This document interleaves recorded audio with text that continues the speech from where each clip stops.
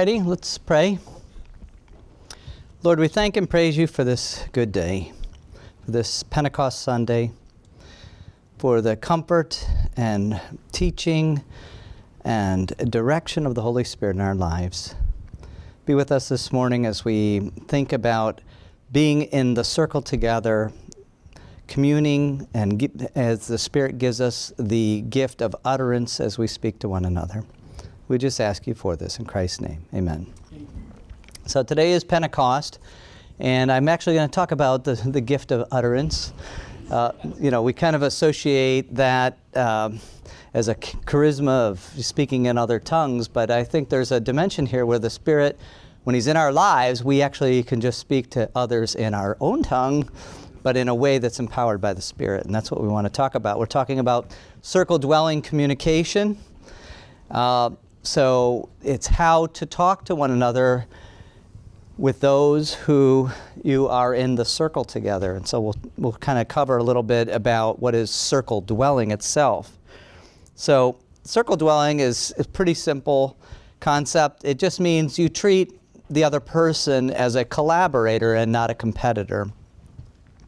So it has several dimensions.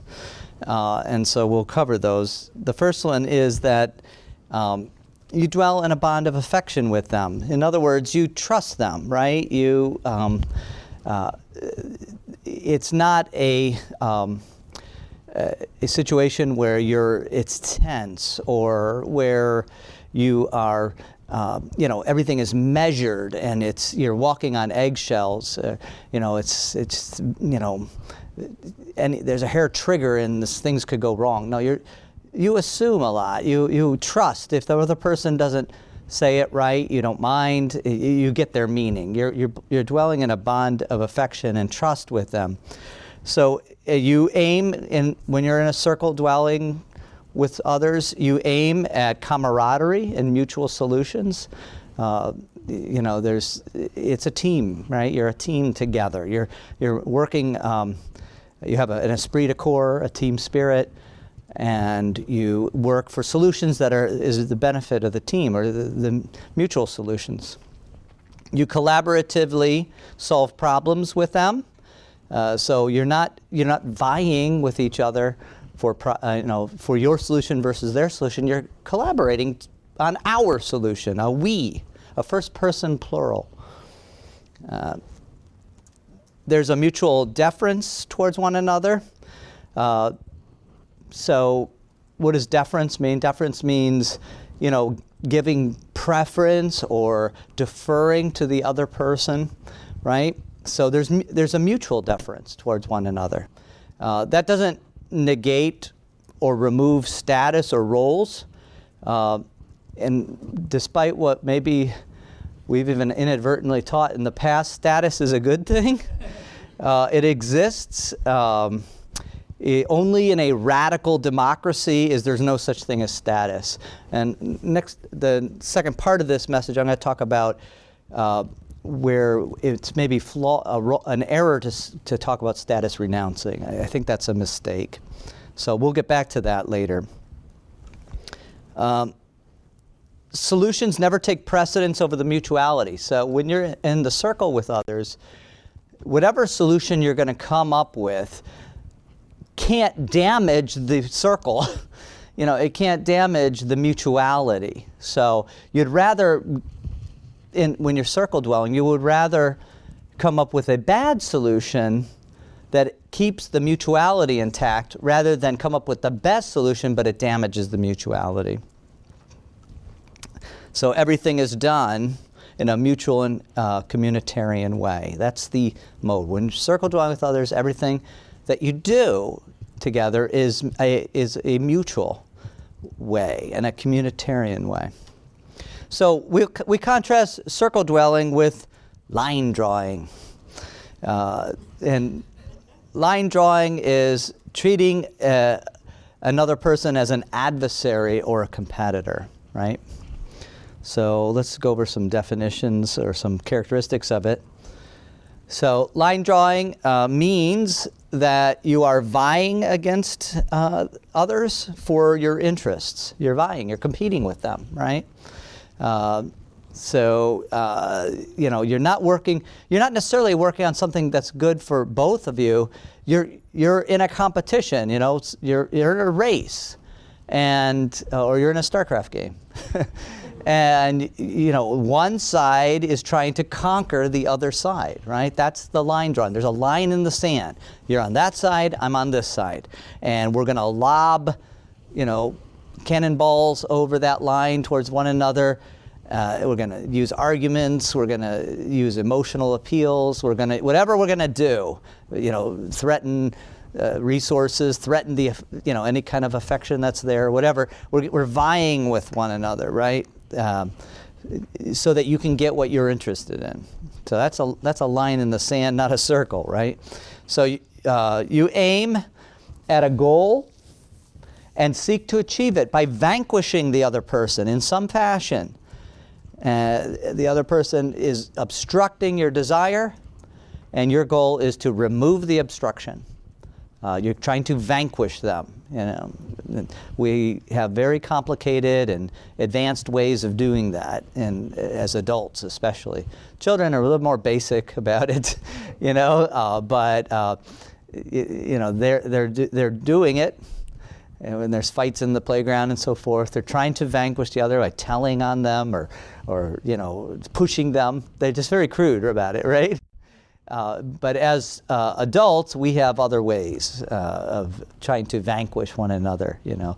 Being popular, dominating the room with our jokes and our personality. That's another way of vanquishing everyone.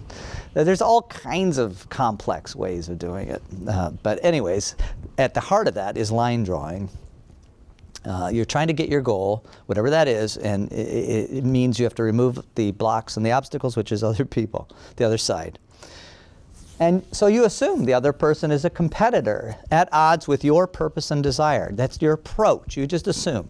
When you're playing a game, a StarCraft game or any game, board game, whatever, you assume it's a contest to see who's going to be on top, right? Who's going to be the domination, right? It's even in something as noble as the Olympic Games. They're still games, and you want to stand on that top step, and you're okay if you stand on the secondary steps, but your real goal is to be on those top steps. And of course, some goal is just to get on those steps, right? But the ultimate goal is to be on that top, to get the gold medal. So everyone else is a competition, as a competitor against those goals. So what is circle-dwelling communication then? Circle-dwelling communication then is communication that is cooperative and aimed at mutual interests and solutions. So if you're dwelling in the circle with others, the way you talk, the way you communicate shouldn't be a line drawing kind of way where you're competing with others. It should be something the communication is cooperative and aimed at mutual interests and solutions. All right, so I want to now take a couple minutes and show, or maybe say upend some common concepts about what circle dwelling is, and it may shock you. So it's about win-win. So what is win-win? Win-win is one of the 7 habits that Stephen Covey talks about in the 7 Habits of Highly Effective People. And it's the habit of synergy, where you're trying to work together. And so here's his definition. He says, win-win is a frame of mind and a heart that constantly seeks mutual benefit in all human interactions. Win-win means that agreements or solutions are mutually beneficial, mutually satisfying. With a win-win solution, all parties feel good about the decision and feel committed to the action plan. Win-win sees life as a cooperative, not competitive arena. Sounds like circle dwelling, right? Sounds like circle dwelling. Well, win-win is good because it does focus on mutuality and cooperation.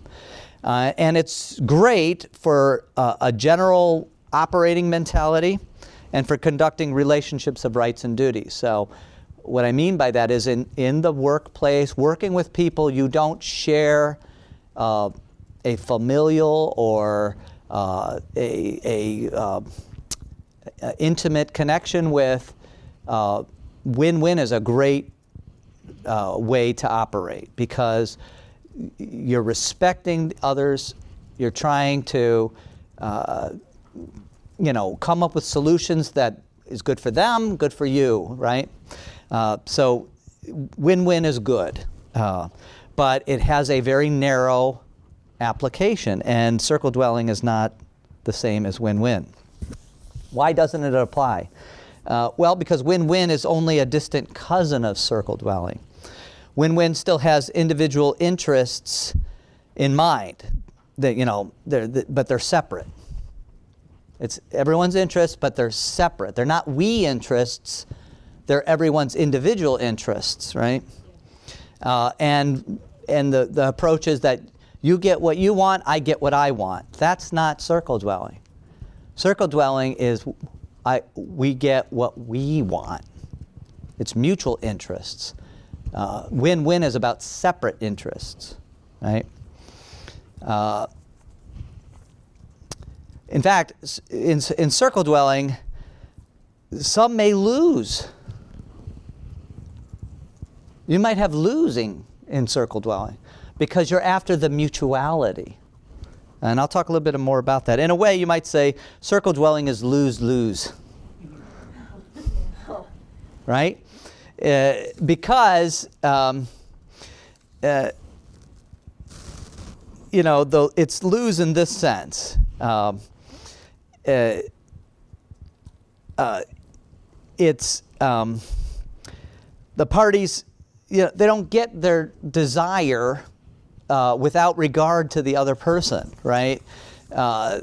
It's not finding a solution that everyone is going to get their desire, but it's a solution that we get what we're after, right? It's in a sense, it's the mutuality is the win, right? The thing that we want together, right? So an example would be like caring for an elderly parent or a child. You often don't get your desire, right? You don't get sleep, for example. Like when the twins were born, we did not sleep through the night for 3 years. That's also very blurry, that time in my life, because first off, they were premature, and there's 2 of them, and they were not always in sync, and so Lisa and I just took turns getting up with them at night. It was just back and forth, and so we didn't get what we desired, which was sleep, but we did get what we desired ultimately, which was love and care for our family, So circle dwelling has to be seen in that model, not in the win-win model. The win-win model is about, I want something, you want something, let's find a synergistic solution where you get what you want and I get what I want. Well, in these kind of situations, circle dwelling situations, I may not get what I want, but there's something bigger that I want than my desire, and that is the mutuality. So Yoram Hazony talks a little bit about this, and so I want to play a little clip from his lecture on the virtue of nationalism. I write about this at some length in my book. Take that capitalist system, which is so great at producing wealth and innovation, and move it into the family, and have people start, each day, each month, each year, husbands and wives will decide, is like in a Ayn Rand book, is my husband, as good as I thought he could be? Can I get a better husband somewhere else? We laugh, but it's true. Our society works to a shocking degree works like this. Children, everything's based on consent. Really? Well, maybe 20, 30 years ago, I consented to have that child, maybe. But I didn't consent to that child. I didn't expect that. And then they get to be teenagers, and they start talking to you, and I'm like, my God, I never consented to this. I never did, right? And what can last that way? Nothing. Nothing can last. People who want to keep a marriage together, they can't do it. They can't do it anymore because they're too capitalist to do it.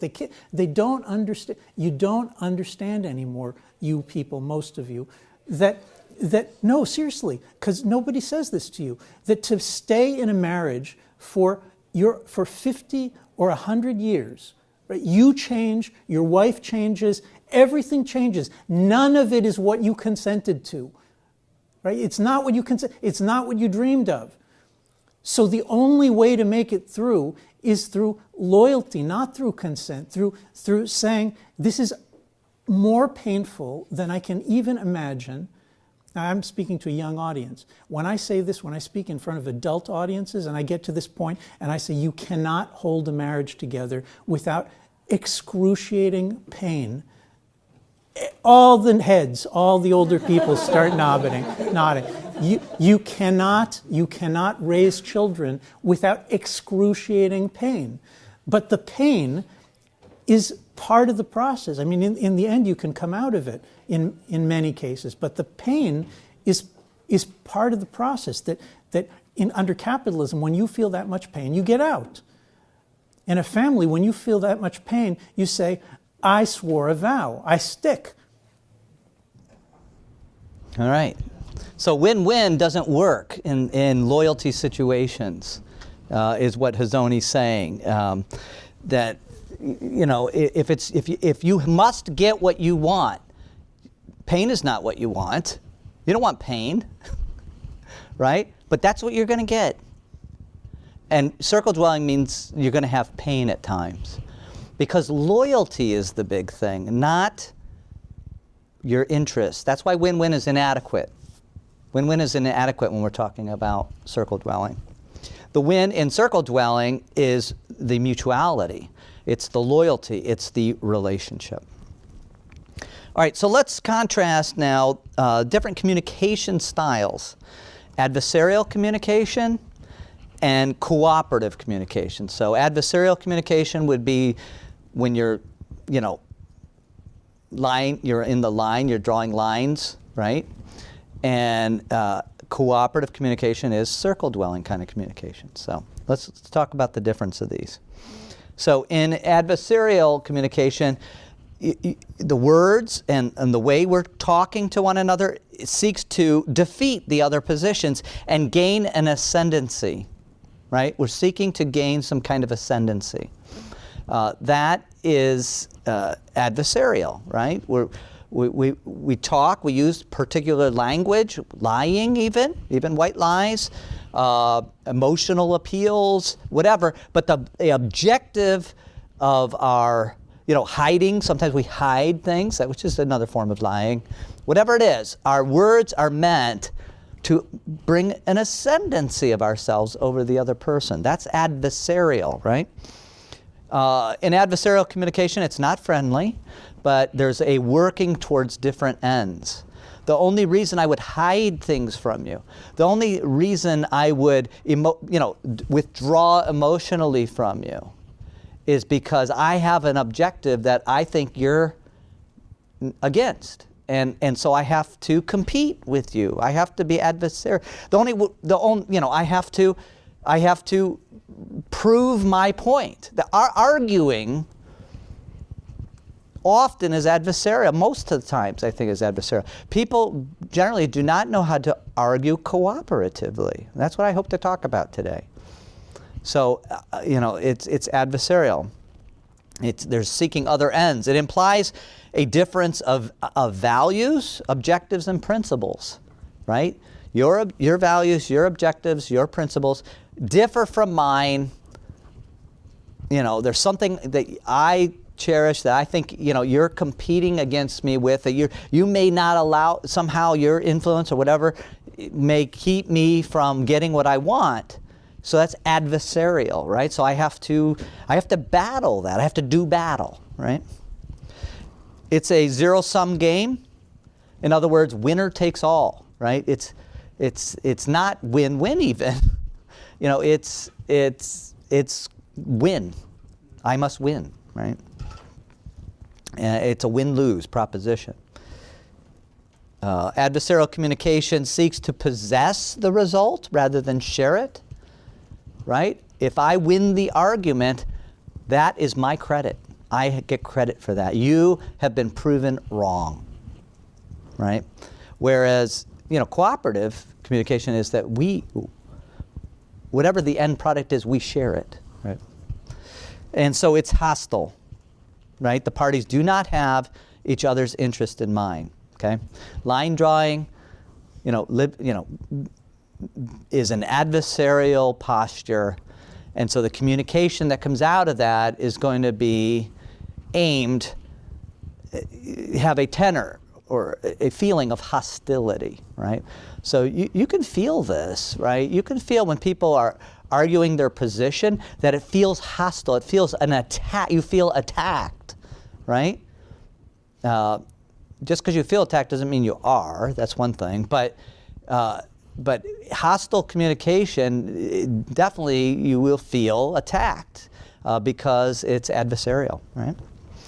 All right, so cooperative communication means you're using your words, you're communicating to build something together. In other words, you want the end product of that discussion to be something that we both like and want, right? It's our thing, right? It's something together. It's not building my sandcastle versus your sandcastle. We're building the sandcastle together, right? Cooperative communication means talking. It means assisting each other to facilitate something for all involved. So the communication, the exchange of ideas, even it doesn't mean that you agree on everything. Even the disagreement is still aimed, for facilitating this product that we both want together, right?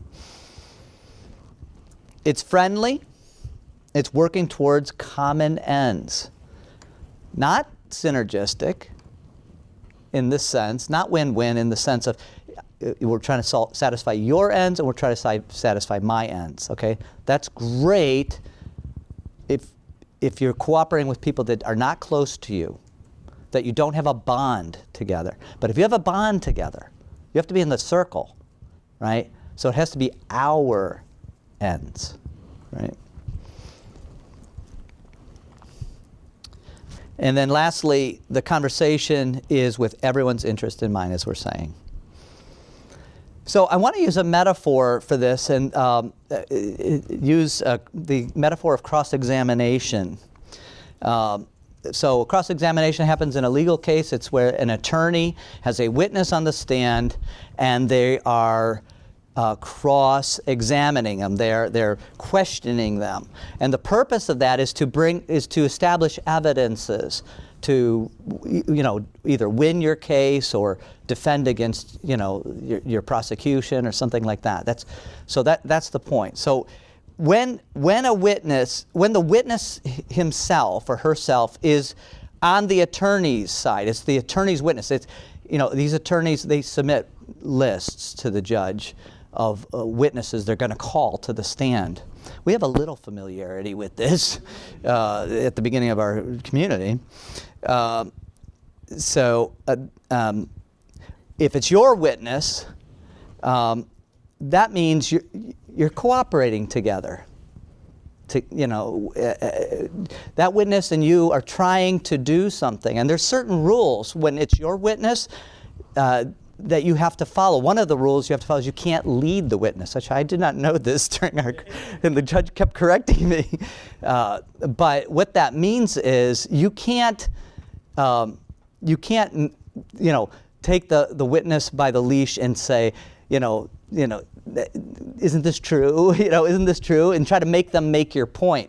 If they're your witness, the questions should make your point by their natural answers, not by your leading them into the answer, right? However, if the witness is not your witness, it's the opposing attorney or opposing side's witness, you're allowed to lead them. You can lead them. You can, bring them to certain conclusions, right?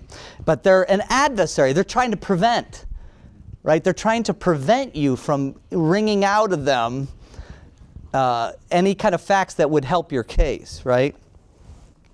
Now, there's time when your own witness starts to fight you. And there's a variety of reasons that could happen. And so if he's your witness or she's your witness and she starts to fight you, you can't, and they're still considered your witness, you can't lead them.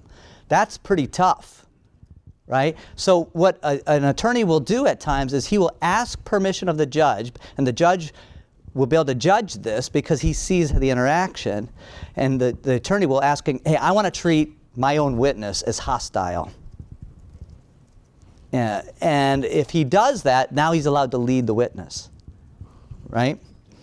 So this idea of, treating as hostile.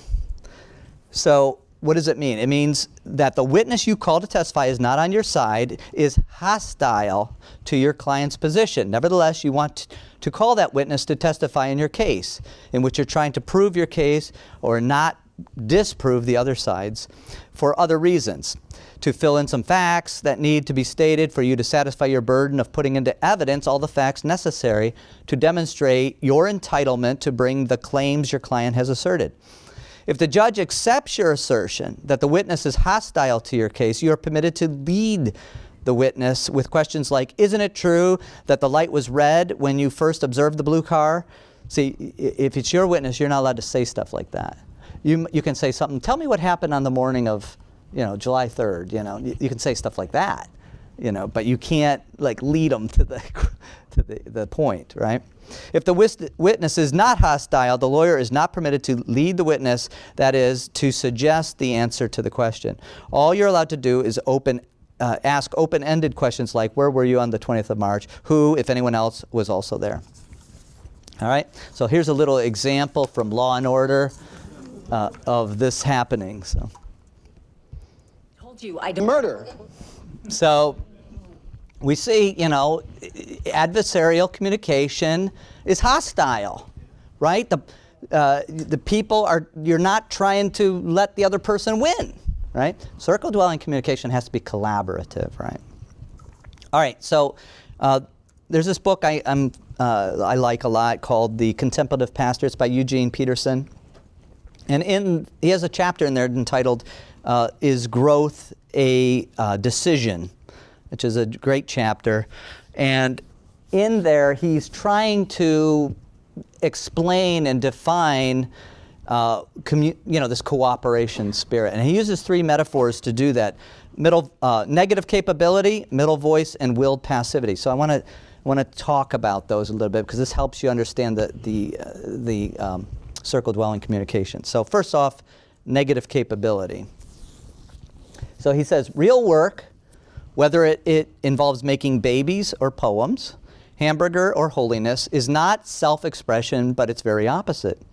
Real workers, skilled workers, practice negative capability, the suppression of self so that the work can take place on its own.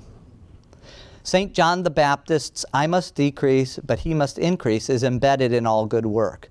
When we work well, our tastes, experience, and values are held in check so that the nature of the material or the person or the process our God is as little adulterated or compromised by our ego as possible. The worker in the work is a self-effacing servant. If the worker shows off in his or her work, the work is ruined and becomes bad work, a projection of ego, an indulgence of self. Okay, this is what we're talking about. Circle dwelling communication has negative capability in it. So what does that all mean, what he's saying? He's saying there's a suppression of self, and another way of saying it is self-effacing. It's working towards something mutual, not an adversarial thing where I have to get my ego out there and assert, right? it's cooperative, right? We don't project our ego. We're not going for our win, all right? He has another thing to say about, he has a lot to say, but another quote I'm taking from Negative Capability. He says, when I will to not will.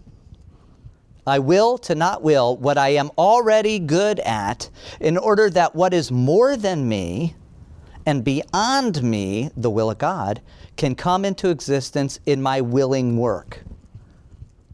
It's an amazing thing here. So what's he saying there? He's saying, he's saying that by this negative capability, God's will can come into existence. I say God, communion comes into existence, right? If I win, we're not having communion. If I'm going to show you up, that does not lend itself to fellowship. It's adversarial. You have vanquished me at some level. That's adversarial.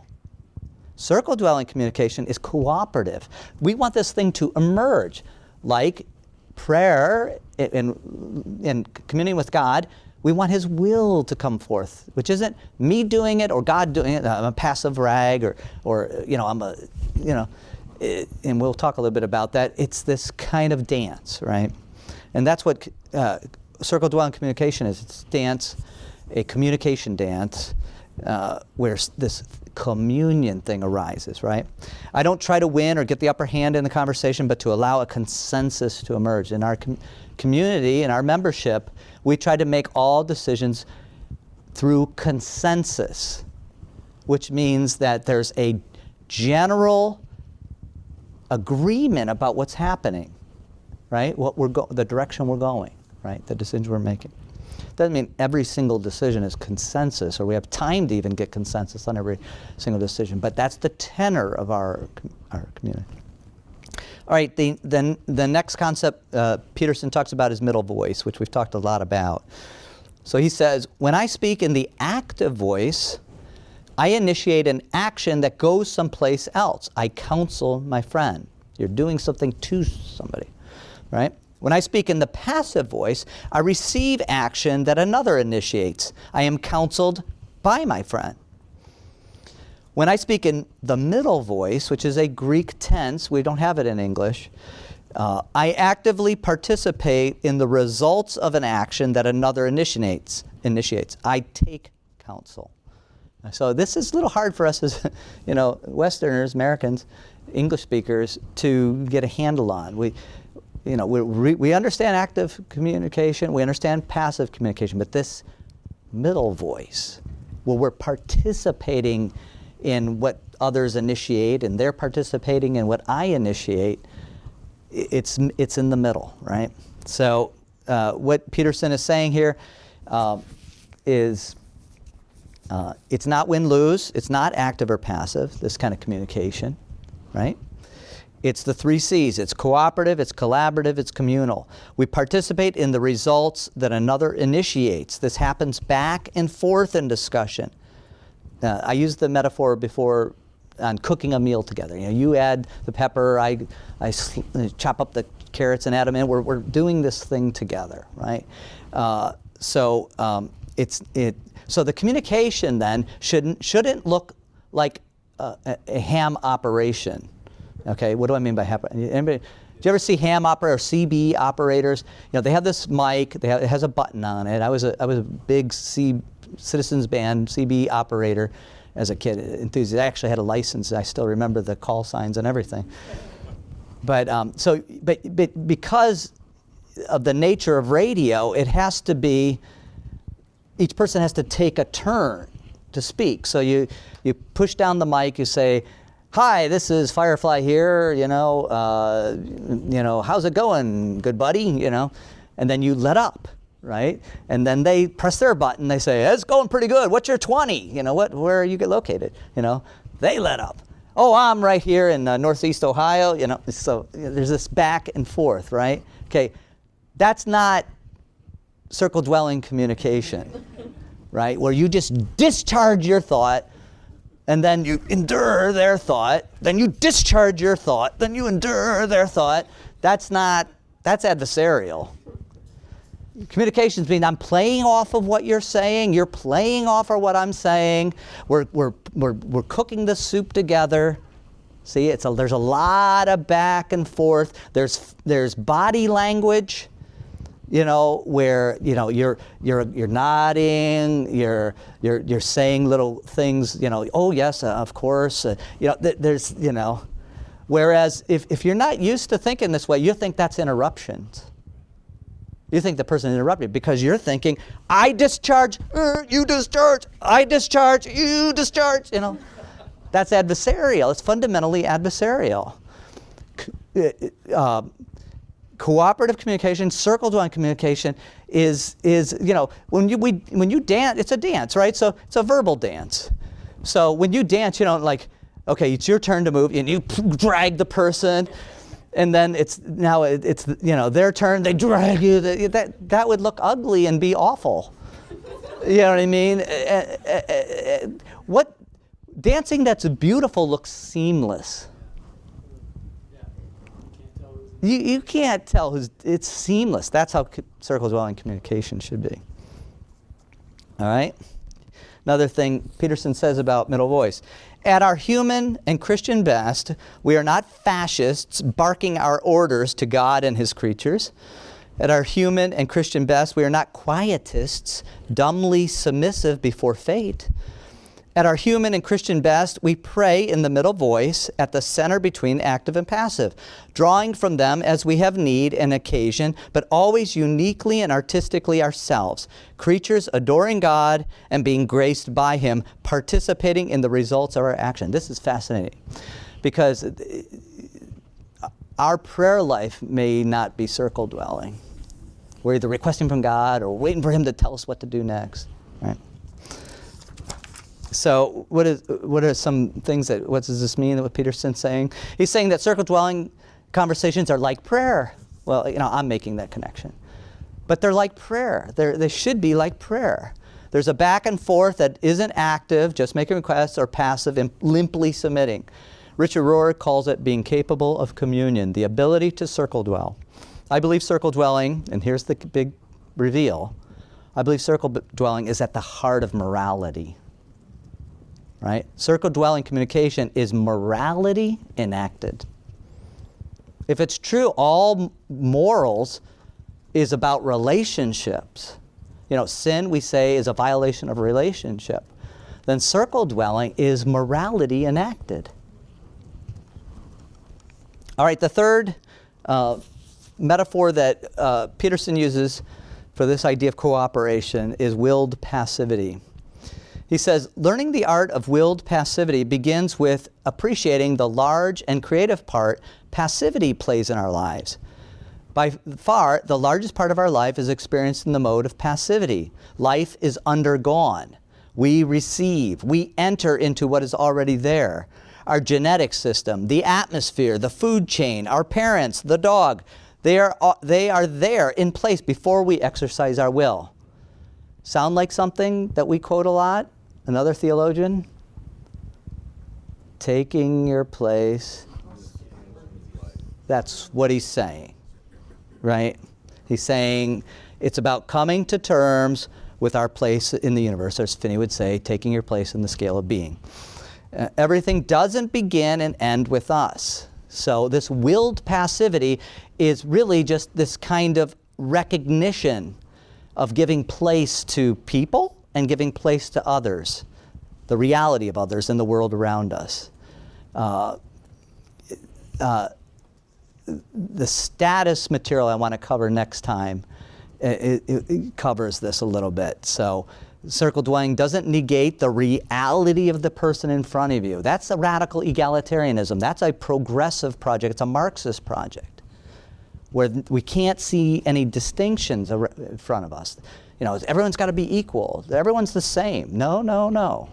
That's a false idea. That's why I think when we talk about kenosis as self-giving, self-sacrificing, status renouncing, to cut off the status renounce, that's false. There's nowhere in the Bible God renounces his status.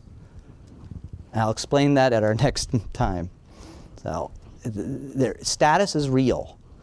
It's the Gentiles have defined it bad, but Christ never said is a bad thing.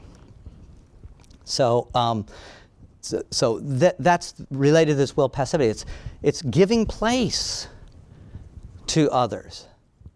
It's allowing them to be who they really are. Their experience, their age, their gender, their opinion, their personality, their tastes, all that.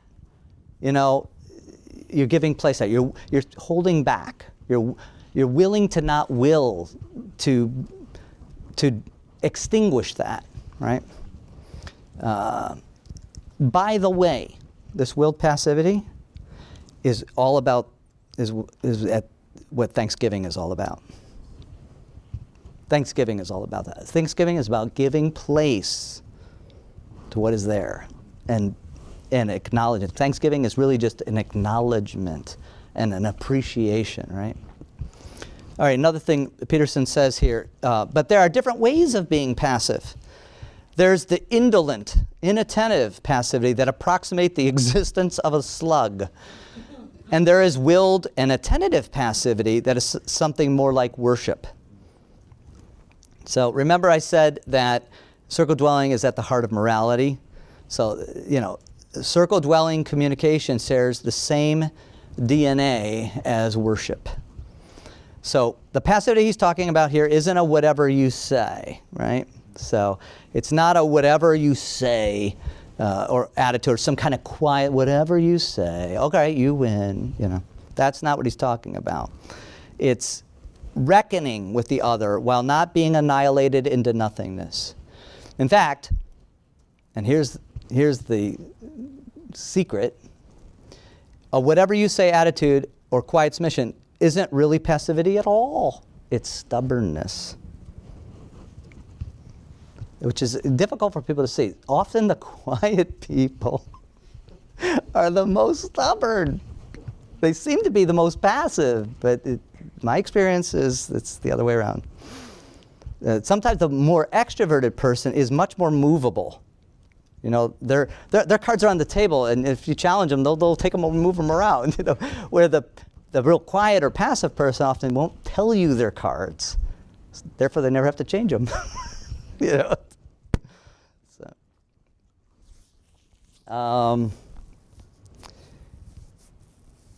So the passivity he's talking about isn't whatever is attitude or quiet submission. It's a real reckoning with the other while not being annihilated. Okay, it's actually stubbornness, and the kind of passivity he's talking about here might require you, get this, the passivity he's talking about might require you to speak up and say your mind or say what you're feeling. We don't tend to associate, but that's this kind of willed passivity might mean you're talking a lot. Right? All right, we're going to end here. I'm just going to go over some, this part one will end here. Just go over some examples, and then we'll come back to it at our next meeting or next time we get together on this.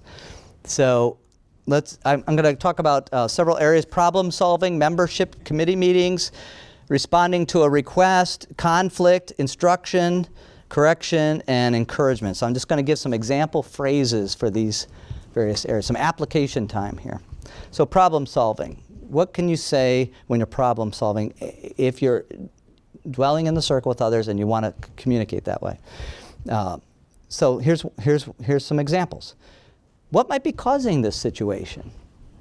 Rather than you saying, I know what it is, there's a kind of tentative trying to figure it out together, right? Perhaps if we tried solution X, it might help. What do you think? See, it's a suggestion, right?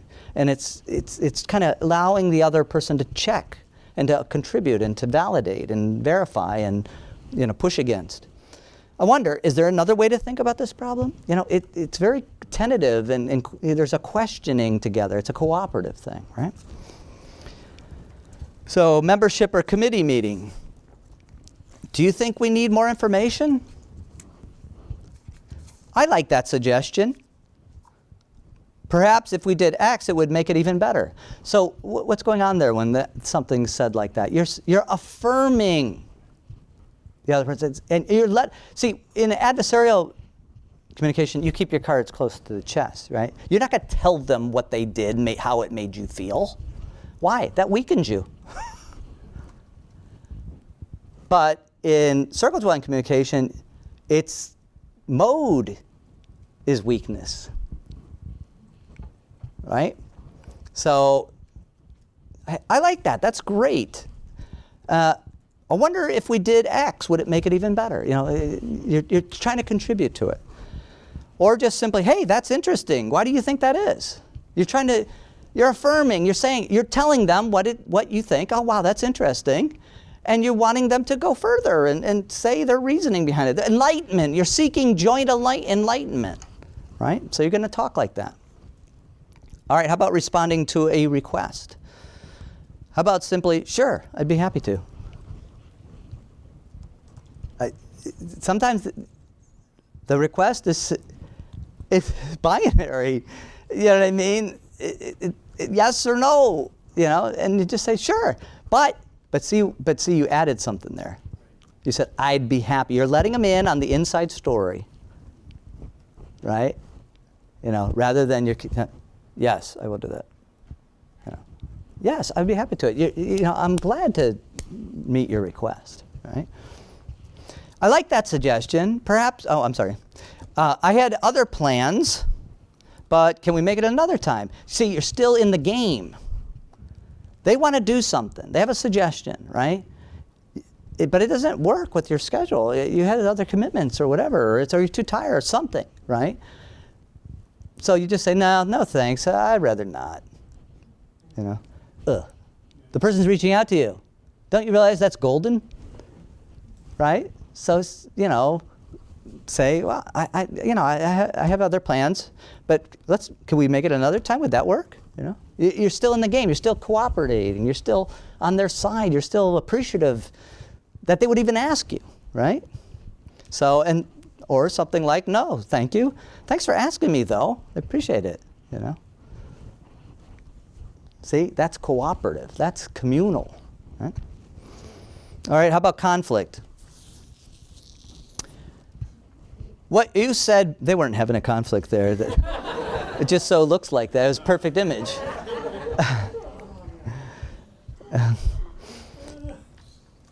What you said bothered me. Can we talk about it? Look, when someone offends you, what's sort of the adversarial reaction? Give them the cold shoulder. Punish them back. Right? In circle dwelling, you don't punish people back, even if they hurt you. You tell them, you know, to them, you're letting them know. Look, we hurt each other often accidentally. We don't mean to. Or we're still growing as Christians, and we're selfish in some ways, and so that comes out. And guess what? You get to be the recipient of it. That's just life, right? You've done it, I've done it, we all have done it. This is the human condition. So you don't got to punish them back. You took from me. You took from me. You made my peace go away. I'm going to try to take away some of yours. Right? That's adversarial. That's not circle dwelling. No, you say, you know, that bothered me. You're letting them know. It has to be truth. There has to be truth. Right? That bothered me. Can we talk about it? I'd just like to talk about it. And you may find out that it was you totally misinterpreted that situation. Which that's a lot of times that's the case. So if you're going to punish them for something you didn't understand, what?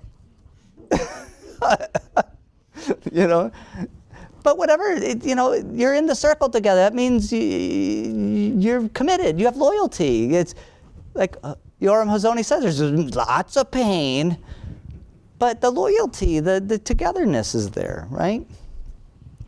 I know you don't mean to be hurtful. I know some people think, well, I didn't mean to hurt you. That somehow makes it okay. No, but that is hurtful. Well, I didn't mean it. Yeah, I know you. I know you didn't mean it, but it is. Oh. Just because you don't intend something doesn't mean you're doing something bad. If I don't intend it, it can't be bad. That's false. You know, if I lack of manners, I'm still gauche. You know, I'm still like a rude. You know, but I didn't mean to be rude. Yeah, but you are rude. I know you don't mean it. I know, but you are rude. You have to change something. Right? Whatever. So, but by the person saying, I know you don't mean to be hurtful, but that is hurtful. You're trying to bring more truth into this situation. That's circle dwelling. So after an apology, hey, thanks for saying that. Someone apologizes to you. Hey, thanks for saying that. I appreciate you, and I'm glad for our friendship. See, they did something to injure you. Now you could take the attitude, all right, now it's even. You apologize? Okay. It's little down there. I have a record of that. You brought it up a little bit by groveling, but that's a competitive attitude, right? So look, someone is apologizing. They're weakened. They're sad about their situation. They did some damage to the relationship, right? So they are apologizing. Your objective at that point is to let them know that does something to you, that helps you, that's healing. And it isn't define the relationship. I appreciate you. I'm thankful for our relationship. That goes into the bucket of forgetfulness. Do you see? All right, instruction or input. Person A, could you please adjust your sign out time when you get home early? How many of us have experienced that? The car is signed out, it's sitting there. They didn't adjust their time back, right? So someone brings that to your attention. Could you please adjust your sign out time? You don't have to have an attitude about it. Just tell them, right? Person B, well, I think I saw you not do it sometimes. Okay. Is this an equivalence thing? How about just, no problem, I'll make sure I'll do that. No big issue. It's not a conflict. Doesn't have to turn into some problem. It's not a personal thing. Right? Person A, when the trash gets this full, please take it out to the dumpster. Person B, okay. there you go. It's not a referendum on how I'm an ugly slob and I live like a total disgusting, pack rat or something. Come on.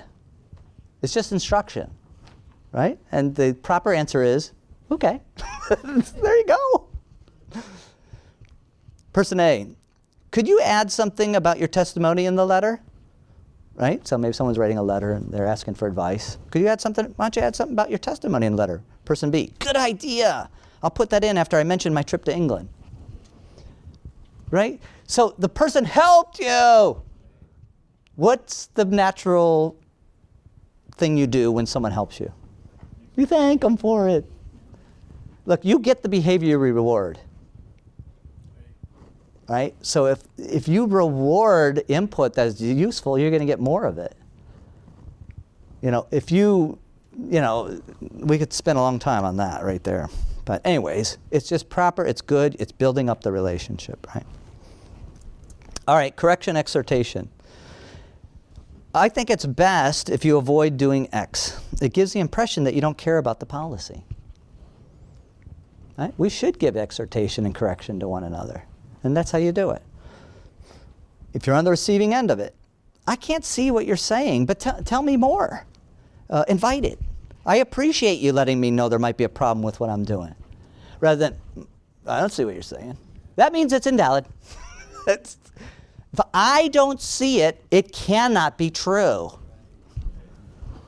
And besides, that will put me in a weakened position. You'll have one over on me now.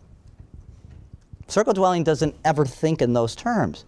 When you're in the circle, you don't think who's above or below that, like who has the more marks against them. That's crazy. You're in a bond of affection.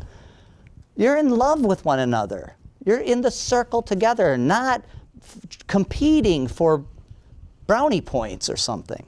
Or who's the righteous one among? Let's figure this out. Come on, right? That's competitive. So invite it. I can't, but you could, but be honest. I can't see what you're saying. That doesn't mean you should say, okay, you told me I'm that, okay, I guess I'm that.